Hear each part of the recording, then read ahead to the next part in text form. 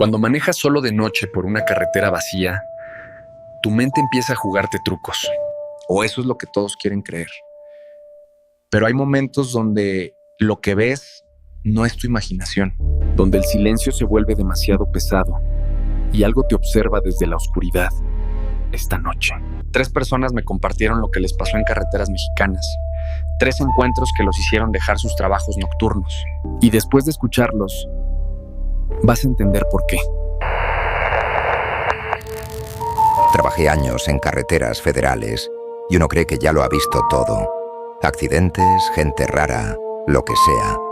Pero lo de esa noche fue distinto. Fue la razón por la que dejé de trabajar de noche. Operábamos un punto de verificación en medio de la nada, en la ruta que baja de Sonora. Es un lugar traicionero, puro monte bajo y una recta tan larga que te hipnotiza.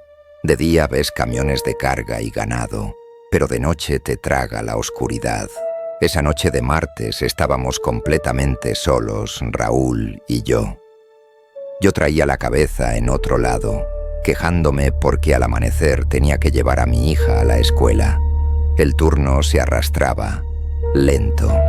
Entre el viento helado, el café quemado y la estática de la radio, te juro que el silencio se sentía pesado.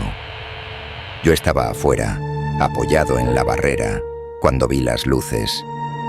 No fue que aparecieron de golpe, fue más bien que tardaron demasiado en acercarse. En esa recta los camiones vienen rápido, incluso los pesados, y este avanzaba lento, pero no lento de viene cargado, lento raro, como si algo lo estuviera frenando sin que se notara. Cuando estuvo más cerca me di cuenta de otra cosa. El sonido del motor no cuadraba, no era fuerte, no vibraba, no tenía ese golpeteo grave típico de un tráiler grande. Sonaba parejo, casi apagado, como un motor que no está haciendo esfuerzo. Frenó frente a la barrera y no escuché el aire de los frenos. Nada. Solo se quedó ahí. Me acerqué con la linterna y vi que era un camión viejo, de esos frontales, todo gastado, sin marcas visibles, y la cabina estaba sucia, no recién, más bien mugre de tiempo. Alumbré hacia adentro y se notaba a alguien sentado al volante, pero estaba completamente quieto. Toqué la puerta con los nudillos y dije: «Documentos». Lo de siempre. No respondió. Volví a tocar, un poco más fuerte. Nada. En eso Raúl salió de la caseta y me gritó que la báscula estaba marcando 0. Yo pensé que estaba fallando, porque a veces hacía eso, pero cuando miré la pantalla vi que estaba clavada en 0 exacto. Ni siquiera parpadeaba.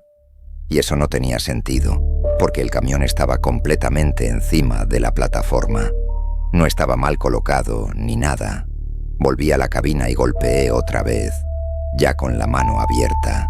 Y justo en ese momento el motor se apagó de golpe, sin aviso, sin ese ruido final que suele hacer cuando lo apagan. Ahí me di cuenta de algo raro. No se escuchaba nada alrededor, ni viento, ni insectos, ni la carretera a lo lejos. Raúl me dijo que levantara la barrera y lo dejara pasar, que seguro el conductor estaba dormido o algo así. Pero antes de que yo hiciera cualquier cosa, el camión empezó a moverse solo, no porque pensáramos alcanzarlo, sino porque quedarte parado ahí se sentía peor. No lo encontramos.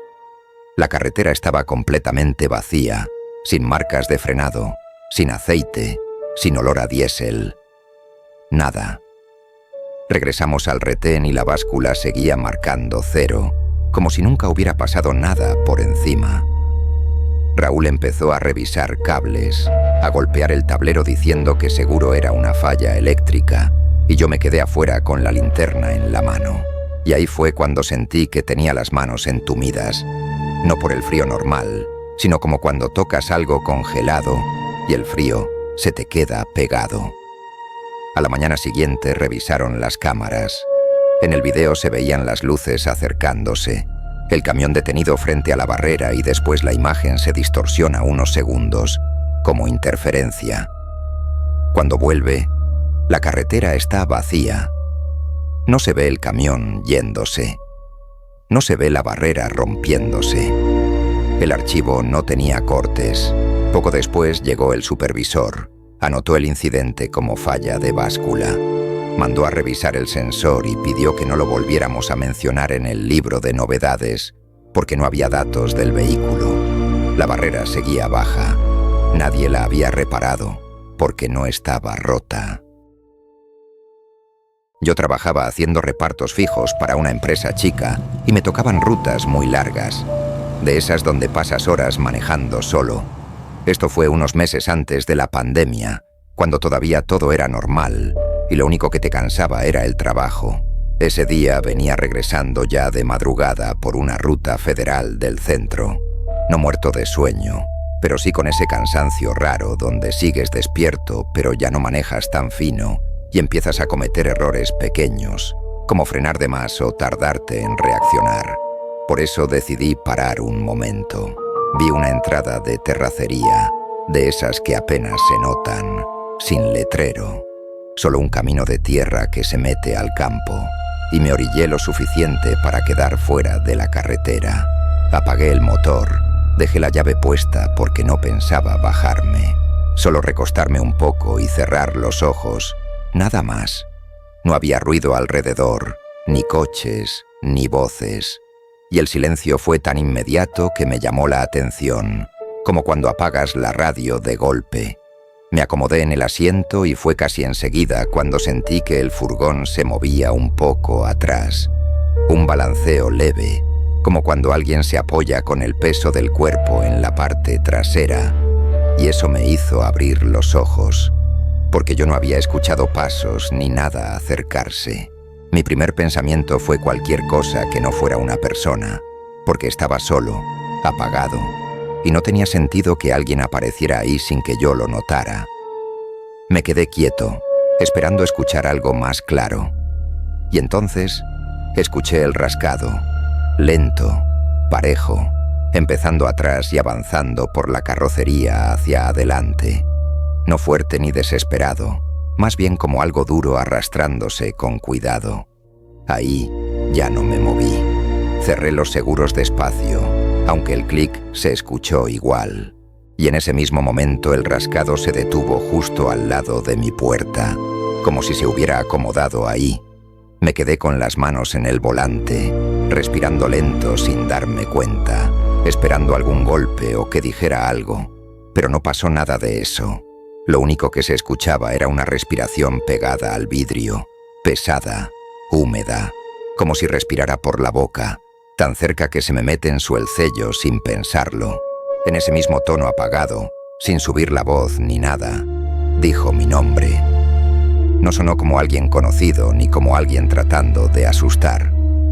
Sonó más bien como si fuera algo normal, cotidiano. Y después dijo algo más. No recuerdo la palabra exacta, si fue bájate o abre, pero sí recuerdo la prisa, como si yo supiera perfectamente qué tenía que hacer. Miré al espejo retrovisor casi por reflejo. La luz era poca, pero vi una mano apoyada cerca de la puerta trasera del furgón, sin ver el brazo, solo la mano y los dedos, demasiado largos para estar apoyados así, y no quise moverme para ver más, porque en ese momento lo único que quería era que el motor encendiera. Giré la llave y el motor tardó un segundo en arrancar, un segundo normal en cualquier otro momento, pero ahí se me hizo larguísimo, con la cabeza llena de ruido. Cuando por fin encendió, aceleré sin pensar. Las llantas patinaron un poco en el barro y salí de ahí rápido, sin mirar atrás. Y mientras arrancaba sentí un golpe seco atrás, no fuerte, más como un empujón, pero no frené para comprobar nada. Manejé directo hasta ver luces de una gasolinera. Me orillé, bajé del furgón y traté de verme normal, porque incluso ahí, con gente alrededor, seguía con esa sensación de incomodidad, de no querer llamar la atención. Entré al baño, me lavé la cara, me quedé un momento frente al espejo, y cuando salí revisé la camioneta con la luz del lugar. En el costado había 3 marcas profundas en la pintura. No rayones superficiales, marcas bien hechas, como si algo hubiera presionado y arrastrado con fuerza. Eso no estaba ahí antes. De eso estoy seguro, porque la camioneta la revisaba seguido. Abrí la puerta para subir y fue ahí cuando me llegó el olor desde adentro. No era gasolina, ni aceite, ni humedad normal. Era un olor pesado, dulce y viejo a la vez. Como cuando abres una bodega cerrada hace años o un ropero que estuvo mucho tiempo sin ventilar. Un olor que no debería estar dentro de una camioneta que venía circulando.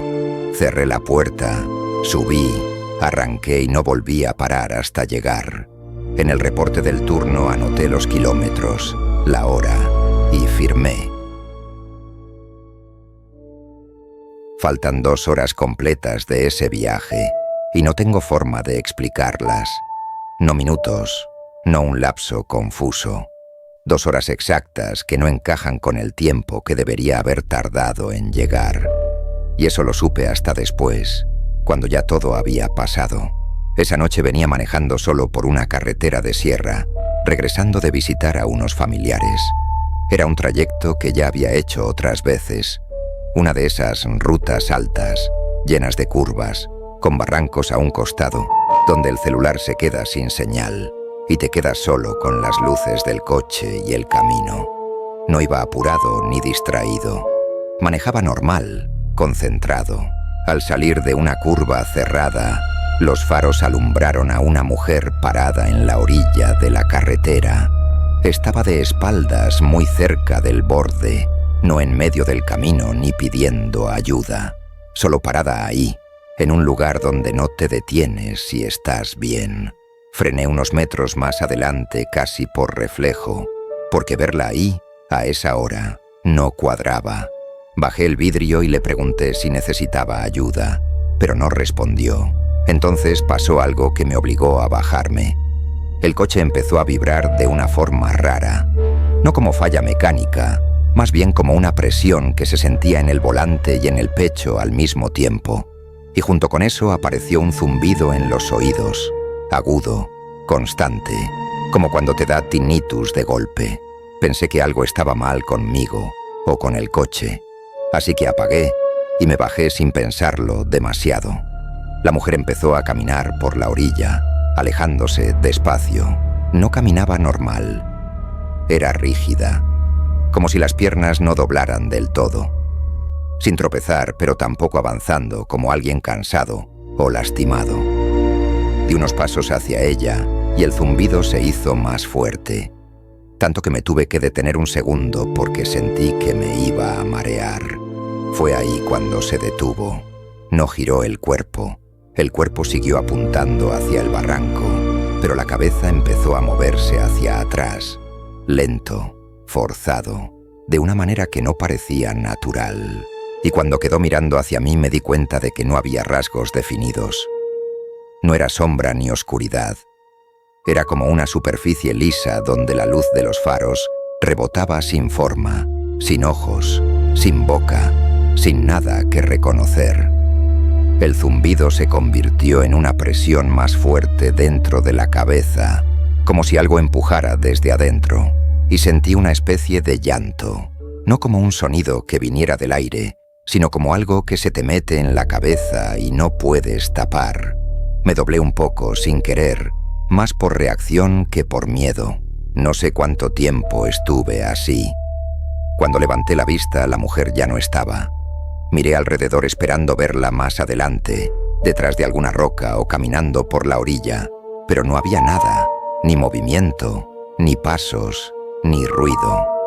El lugar no tenía dónde ocultar a alguien tan rápido. Volví al coche y arranqué. El zumbido empezó a bajar mientras avanzaba, como si se quedara atrás en la curva. No aceleré fuerte ni salí huyendo. Solo seguí manejando, concentrado en no salirme del camino. Unos kilómetros después, cuando la carretera se abrió un poco, miré el reloj del tablero para calcular a qué hora iba a llegar. Y ahí fue cuando noté que marcaba 2 horas menos de lo que debería. No un desfase, chico.